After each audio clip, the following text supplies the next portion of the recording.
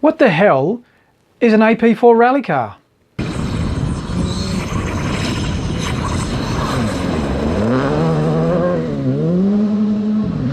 Hi guys, Carl from Rally Action. I'm going to answer the question, what is an AP4 rally car?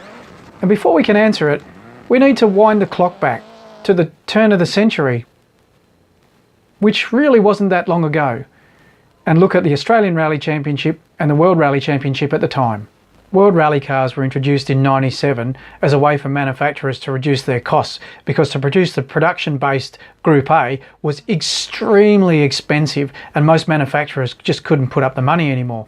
However, Group N, or the showroom class, continued as a second tier in the WRC. And that's really where the focus of the story is, with Group N rather than World Rally cars. However, the two do cross over a bit, particularly because in Australia we were running World Rally cars at the top tier level. However, there was only two manufacturers, Toyota and Subaru, that had those cars, with Mitsubishi still running an older Group A car and then Group N in a lot of cases, before the whole championship went Group N. Within a few short years, Group N was beginning to get in trouble. There was only Subaru and Mitsubishi that were producing Group N homologated cars. None of the other manufacturers wanted to take up the candle, and therefore the FIA at a world level started looking at it all.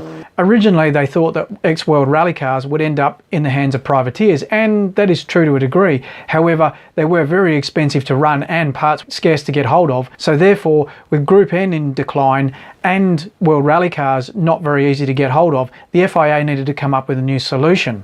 And the solution was Group R. Now, I'm not going to talk about all the parts of Group R. I'm concerned particularly with R5, because that's where our crossover comes in with AP4. And so R5 became the second tier of the WRC.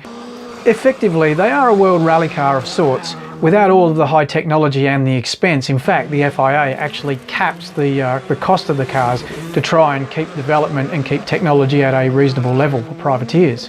So if there's R5 in the World Rally Championship and there's quite a few different makes of those cars available, why then are we talking about an AP4 class?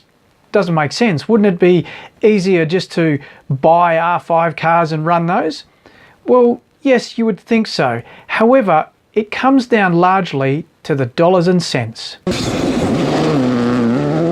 The cars are supposed to be capped at 180,000 euros to purchase, which is actually quite good in the scheme of things, because a World Rally car is a few $1 million. So if you can buy a car that's, say, 3/4 of the way there in terms of its development and is a quarter of the price, you're doing well. However, 180,000 euros is roughly 300,000 Australian dollars, which is quite a considerable sum of money. By the time you throw in spare parts and some importation costs and freight, etc., you're probably looking at $400,000 to $500,000, and that's really getting close to second-hand World Rally car levels. It's not ideal, and so another solution was needed for this region.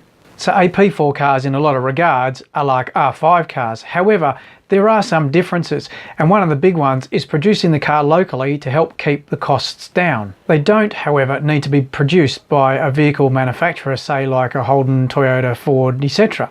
They can be produced by local workshops as long as they're approved.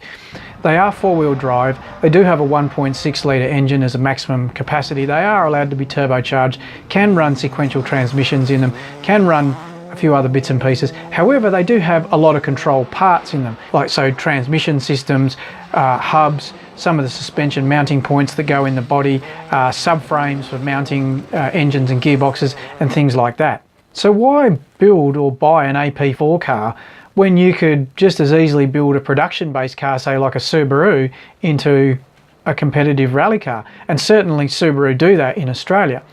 Well, one of the big reasons is weight. Sure, the Subaru's four-wheel drive, it's turbocharged and it's got everything in it. They are an awesome car.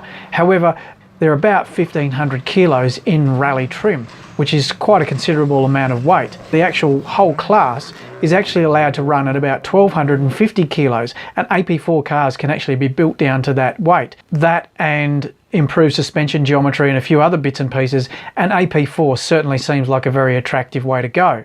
However, there are some disadvantages to AP4 as well. Because the cars are largely built and developed in private hands, the engineering may not be the same as that's gone into World Rally car R5 or even production-based rallying, and therefore reliability might take a while to get sorted out. AP4 has really taken off in New Zealand, and now if you look at the New Zealand Rally Championship, they have a whole swag of makes and AP4 cars in it. In Australia, it's just starting to come to the fore now, and hopefully in the next couple of years we will see this really take off.